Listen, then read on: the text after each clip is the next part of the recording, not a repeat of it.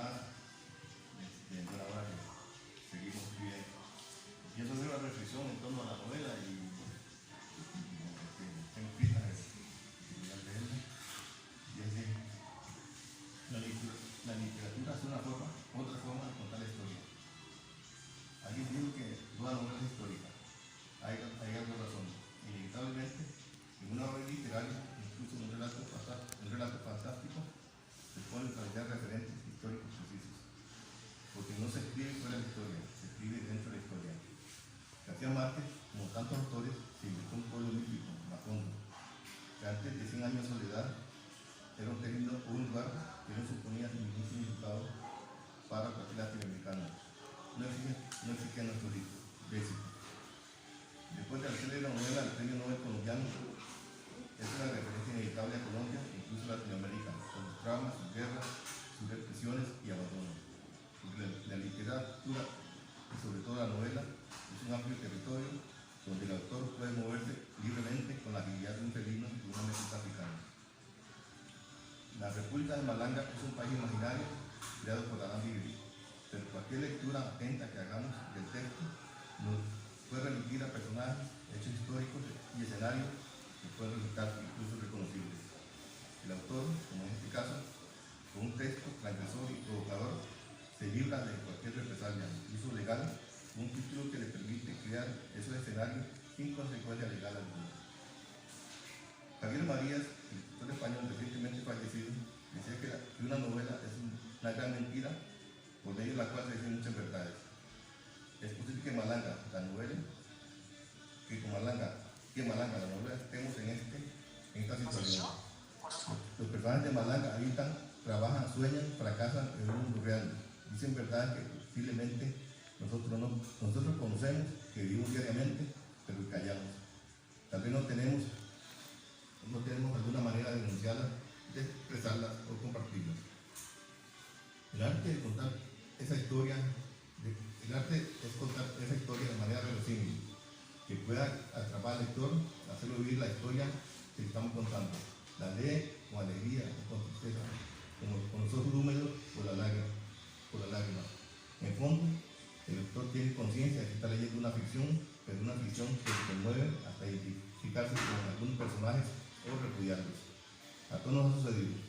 Recuerdo cuando leí El viejo del mar, recuperando de una larga enfermedad hace muchos años, terminé con un pañuelo empapado en lágrimas.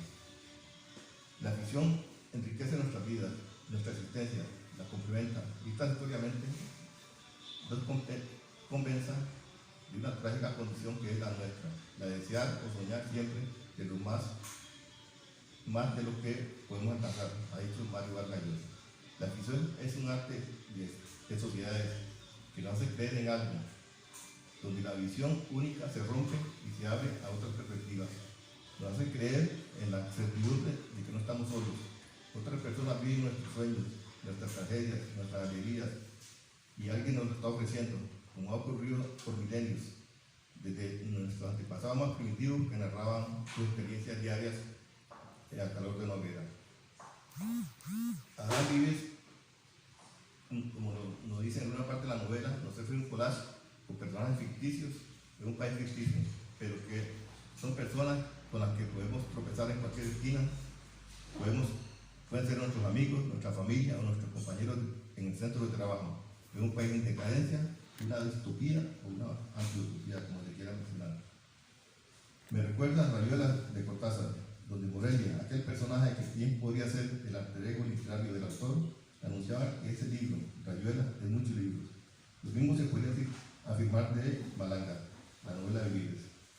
Es una novela que habita muchos personajes, unidos con la vida límite, en la mayoría de los casos, con los hechos como hilo conductor. A diferencia de la otra novela, la de Cortázar, que tiene como hilo conductor a sus personajes, sobre todo Horacio Oliveira y La Manga. Malanga es una novela bien escrita, que se lee con placer, pero que no escapa a tener cierta complejidad. Exige un lector atento a los múltiples personajes y narradores que desfilan por las páginas de este libro. La primera que publica Vives. Antes ha publicado, entre otras, el poemario Fantasmas de la ciudad dormida en 2021. publicado otra novela, La trama del camaleón. Decía la escritora estadounidense Edith Wharton que la verosimilitud es el arte, es la verdad del arte, y así lo vemos en el relato libre. Cualquier convencionalismo que dificulte o arruine la ilusión de aquella lectura está en un lugar equivocado. Debe privar la originalidad, como toda expresión artística, y sobre todo en la narrativa. Como decía antes, Vives nos presenta una distopía, un país, una república imaginaria, o un nombre muy particular, Malanga. Es una nación que vive de mitos, de una realidad ficticia, donde sus habitantes, habituados a esa identidad de nación, de grupo, de rebaño, se asumen de manera acrítica porque ellos también participan en igual condiciones, una condición de precariedad intelectual de la tribu. Málaga es un país disfuncional, de malvivientes, de gente corriente y mediocre, una potencia en consumo y tráfico de drogas. Los diplomáticos de la República, de esta República inubicable, han fracasado a tratar de venderla como un paraíso terrenal, de gente feliz, el país más feliz del mundo. Si tienen dinero, compra voluntades, nos dicen unos tantos narradores que desfilan por el texto. No viven en la pobreza, pero están en límites de ella, corruptos, endeudados, indolentes, irresponsables, malvivientes, presos de la desidia. En fin, un país disfuncional donde hacen trampa para salir adelante, algo normal en Malanga, como es la inauguración de un restaurante donde el conserje es nombrado chef porque alguien debe ser el chef, alguien debe dar la cara ante las autoridades. La falta de higiene tratan de burlar las autoridades de salud con el adoramiento inhumanizado de las carnes. Es el engaño que vive la sociedad entera, un maquillaje para ocultar el verdadero rostro. Los sindicatos son reprimidos con brutalidad. Si llegan a un acuerdo con el gobierno para poner fin a una huelga, es para resolver sus propios ilimitados intereses, no los de supuestos representados. Un acuerdo que conduce a la división del ya debilitado movimiento popular. De lo contrario, las mismas autoridades incumplen aquellos acuerdos para desmovilizar el movimiento de protesta. Es algo que no solo ocurre en la República de Malanga, sino en otras repúblicas, como Costa Rica, por ejemplo. Abro comillas. Usan infiltrados en las manifestaciones que tiran una piedra y el garrote llueve para todos. También hay líderes que negocian por aparte y acaban con los movimientos, una vez alcanzada la petición del suyo. La inconformidad se deriva a los corrillos de las redes sociales y alguno que otro bar, donde acude alguna gente de la vida universitaria, política y cultural que se le da de progre, pero es bastante aldeana, castrada y poco castrada por sus particulares intereses. Ahora sí, buenas tardes. Quiero agradecerle a Alan por la confianza para echar un párrafo sobre esta interesantísima novela, que es una novela realmente sui generis en el mundo literario costarricense contemporáneo. Voy a compartir con ustedes un texto que he escrito y que se llama Malanga o la disputa por la autoría de una novela polifónica, absurda, cínica y dudosa, pero siempre crítica. Malanga es el nombre de un tubérculo blanco por dentro, semejante a la yuca. En algunas latitudes, yuca se le llama vernáculamente a la mentira. Malanga podría ser. Página 308 de la novela. Esa es la definición que se nos da en el mismo texto, en el apartado Malanga VII de la novela de Adán Vives, cuyo título tiene esa procedencia. Y allí está la principal pista acerca de la impostura literaria que se permite el autor para entregarnos una narración lúdica, ácida y sarcástica, tragicómica en todo caso, sobre un país imaginario que bien podría ser el mismo que habita el autor, diluido en múltiples narradores, tiempos y espacios. En El hombre sin atributos, novela de 1930, el gran escritor austriaco Robert Musil utiliza el término Cacaña para referirse al imperio austrohúngaro en franca decadencia inmediatamente antes de la Primera Guerra Mundial. A dicha novela se la considera una de las obras narrativas más ambiciosas del siglo XX, porque en ella se discuten miles de teorías sobre el poder, el arte, el crimen, el amor, la desigualdad social, el influjo del pensamiento en la acción, etc. Es un heterogéneo compendio de la crisis cultural europea del periodo de entreguerras, con la caída del racionalismo y la búsqueda de sentimientos que ofrecieran salida a las emociones cautivas en un sistema asfixiado por la ciencia utilitaria y la complejidad imperial del sistema capitalista. Es una verdadera tragicomedia. Pues bien, guardando las distancias, Malanga vendría a ser una suerte de Cacania tropical. Claro que los personajes de Musel son burgueses y aristócratas. A cambio, los de Viva son proletarios y de clase media, franja donde pululan los arribistas, burócratas y trabajadores de diversos oficios, desempleados e informales, todo ello con el común denominador de la corrupción y la mascarada, mejor dicho, de la doble moral y de la chota, la agarrada de chancho, llevadas al extremo con la violencia en todos los ámbitos, la narcopolítica y la criminalidad. En otras palabras, es la puesta en palabras de una sociedad en crisis gracias a la contrarreforma neoliberal iniciada en los años 80 del siglo pasado por las cúpulas del poder travestidas con diversos colores y operadoras electoreras. Cito, texto de la novela. Ciudad artificio, la capital, tiene muchos bancos y procura estar a la moda. Grandes capitales evaden sin que nadie los persiga las cargas tributarias. La clase gobernante tiene muchos cuestionamientos, por lo que no se espera que un gobierno gane 2 elecciones de forma consecutiva. Merced a ello han creado un sistema de partido que ha crecido ficticiamente de forma exponencial. Del bipartidismo de los años 60 se llegó a los 80 a 8 partidos. Al presente ya son más de 70 y casi todos profesan la misma ideología. Así acudimos a la falsa pluralidad de una aldea donde los caciques mueven los dedos para que las marionetas de turno ejerzan lo que llaman democracia, pero es el mecanismo con los que los poderosos mantienen el sistema a merced de sus intereses. La huelga nacional estalla, es por todo y por nada. No hay aumentos salariales hace rato, hay inflación, las escuelas carecen de pupitres, algunas no tienen ni siquiera techos en buen estado, los medicamentos están por las nubes y acaban de reestructurar, mejor dicho, suspender el derecho de huelga. La pluralidad de los nuevos legisladores no es mella para que se pongan de acuerdo ante las órdenes del empresariado. Páginas 105 y 106.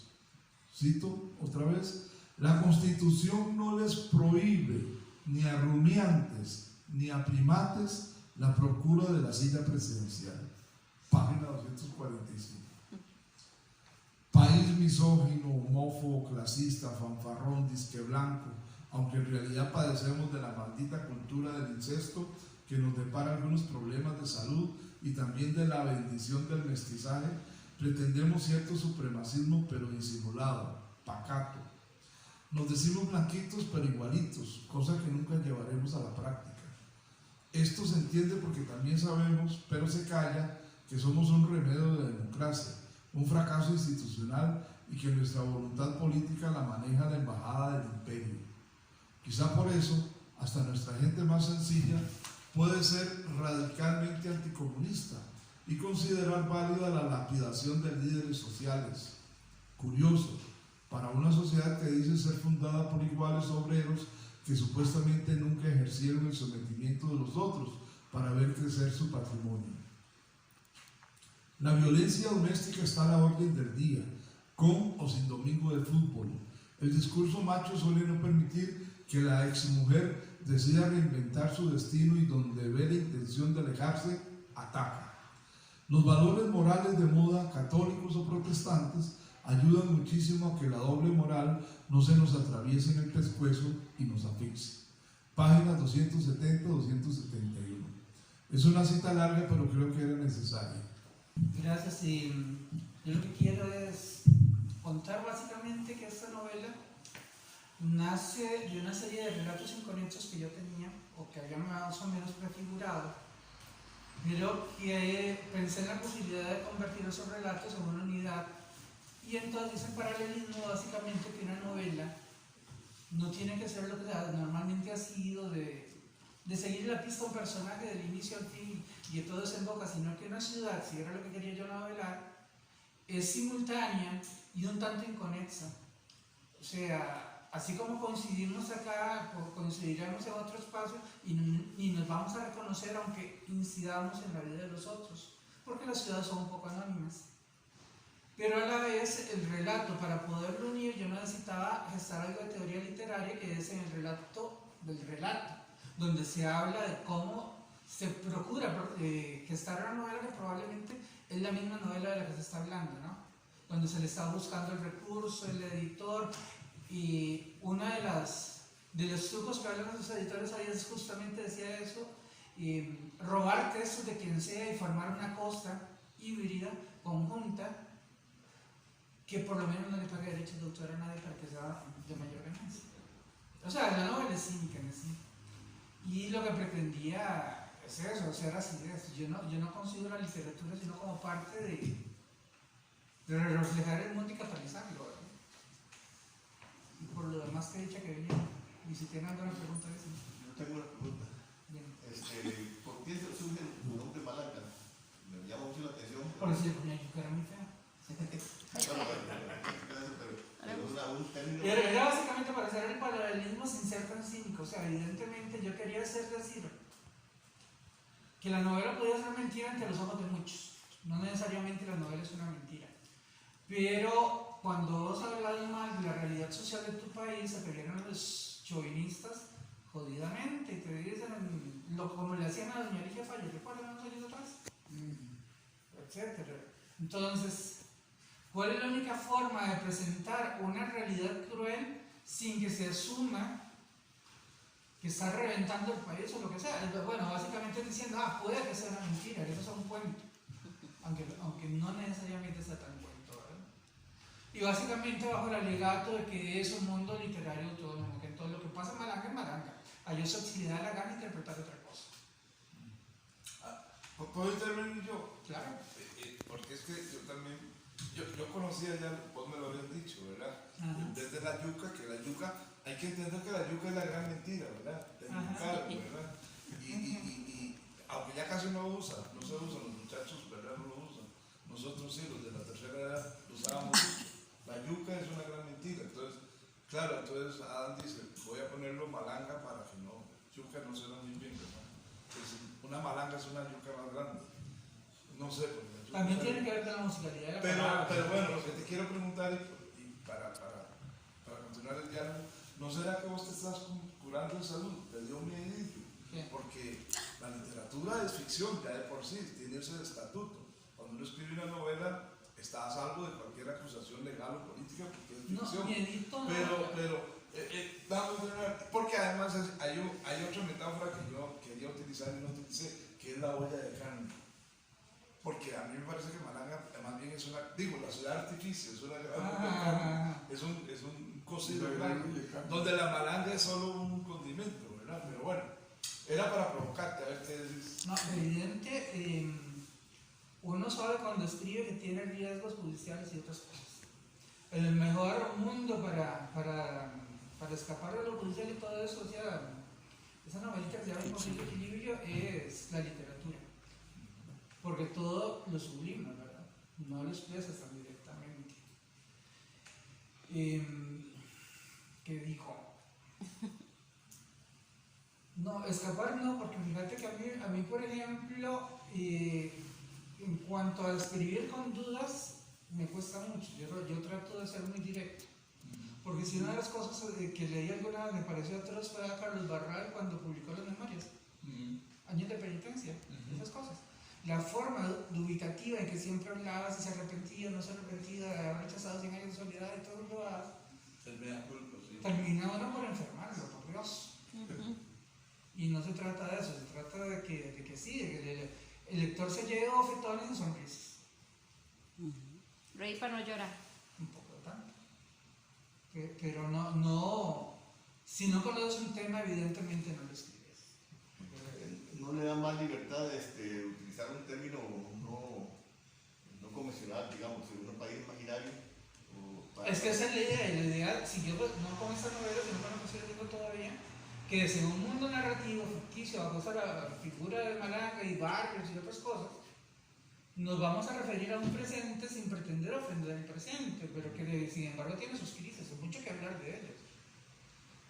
Los barrios muriendo, por ejemplo, hay una novela que se llama, ¿cómo se llama? Ay, ya no me acuerdo. Algo de seres. Bueno, la cuarta novela de esa cosa y yo se me olvidó por mí también. Uno de los temas que la hace gestarse es la posibilidad de la legalización del sicariato y que sea una industria.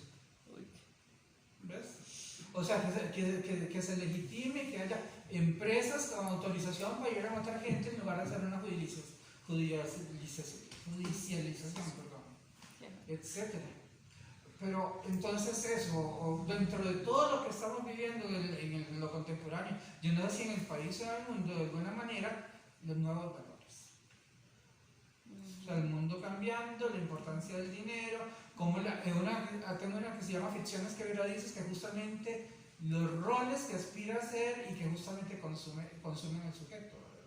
Como puede ser el dinero, como puede ser el mercado, cosas así.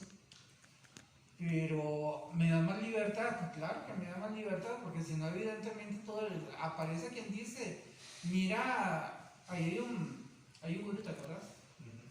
Isidro Pelapafos, si no le pongo un nombre así, van a decir, fulano me está retratando a mí. Aunque no sea... Y termina en tribunales, ¿qué quiero yo eso? Mejor hago un sujeto que probablemente está impregnado de las características de muchos sujetos o algo así, y que quien se quiera sentir aludido se sienta aludido sin poder decir soy yo. Sin que llegue un riesgo. Parezco, pero no soy. Sin que llegue un riesgo de judicialización, pero sin que llegue un riesgo de llevar a juicio, pero también esconder el personaje, que se descubra él, no la gente puede decir, hay una cosa. Sí, es que en realidad no habría que demandar, creo yo. Sí, el arte permite las libertades también. Pues sí. Dos cositas, dos preguntas. Con esto que decías, entonces, ya hace rato que sacaste el libro, ¿qué? ¿Un año, 2 años? Un año tenés. ¿Ha pasado alguna anécdota curiosa o divertida de que alguien se te haya acercado o se haya visto reflejado o que alguien haya entendido algo? Sí, un amigo me enseñó un audio. ¿Sí? Yo entre el otro escritor mandaba la mierda a mi novela y al de no sé quién, diciendo que todo era pura mierda, etcétera, y lo otro. Y mi novela superior y la de Vivas y la de otro fulano son una basura y etcétera. Sí. Pero son cosas que uno sabe que pasan con todo libro en privado. Alguien siempre. Sí, más a los ticos que no les gusta hablarlo directamente, cuesta que tengan esa forma directa de hablar. El audio que te digo, incluso, como es un asunto privado y no digo nada más y todo, el escritor sueldo mandó a mi amigo a decirle, mira, deberías tratarte porque vos sos alcohólico y eso, o sea, ya se metió en la historia. Entonces, el otro me pasó el audio básicamente para que viera la clase de caraña que hay una por ahí. Y lo interesante es que ahí se puede partir a otra intertexto en donde puedes meter a esos personajes también en las próximas novelas. O sea, que la realidad se va a mezclar con la ficción. Que eso es lo que te encanta jugar. Exacto, sí. Y la otra cosa, con esto que está pasando a nivel mundial, y bueno, el presidente que nos tocó, por Dios, te ha dado bastante material para escribir. Y no solo nuestro presidente, sino que ya ahora también andas por otros presidentes por ahí.